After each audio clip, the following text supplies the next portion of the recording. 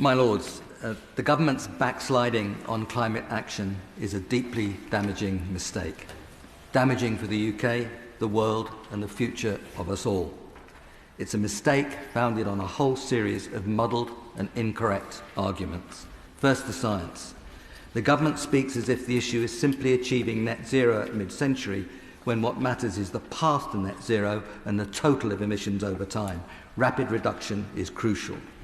The government speaks of maxing out from the North Sea and thus appears to fail to understand that the Paris goals imply that much of the fossil fuels already discovered must be left in the ground.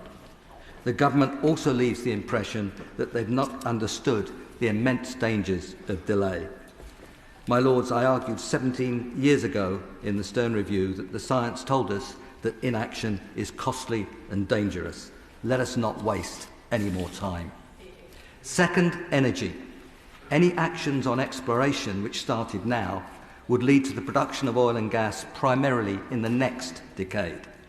For the Paris goals, the world consumption of oil would need to be around 60 million barrels a day, 10 to 15 years from now, relative to the 100 of today. I refer to the work, for example, of the International Energy Agency.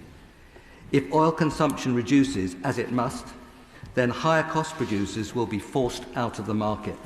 That would include most of UK production. And gas consumption must fall rapidly too.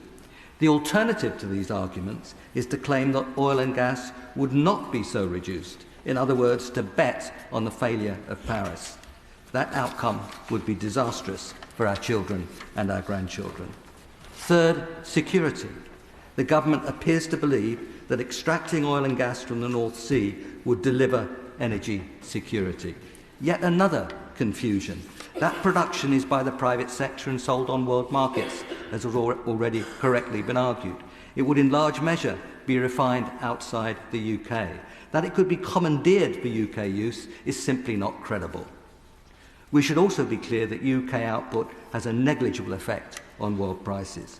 My Lords, energy insecurity has come from dependence on fossil fuels, much of it produced in unstable parts of the world. Energy security will come from a rapid replacement of these sources. And, my Lords, renewables with storage already produce cheaper electricity than fossil fuels. Fourth, health. The government's prolonging of the use of the internal combustion engine prolongs the killing and maiming of many in our towns and cities through air pollution. We kill in the UK around 35,000 people a year from air pollution, 20 times the deaths from road accidents. Children are especially vulnerable. Indeed, the President of the Royal College of Paediatrics and Child Health has shown clearly that the Prime Minister's policies involve a serious threat to the lives and health of our children. Fifth, our reputation internationally. The UK's backsliding reduces the confidence of governments and investors around the world. I work a lot in international action in these areas, as many of you know, and I've been asked by many investors and policymakers in the United States, India, China, Africa, Europe and beyond what the UK thinks it is doing. Our actions encourage those opposed to climate action around the world to strengthen their efforts. They encourage the oil companies of the world to argue that their products can be phased out over a much longer period than is required for Paris. The Guardian reports today on a study that indicates 96% of oil companies are planning expansion and exploration. Our hard-won leadership and respect, established through our climate legislation, our emissions reductions and our successful COP26, are being eroded or thrown away.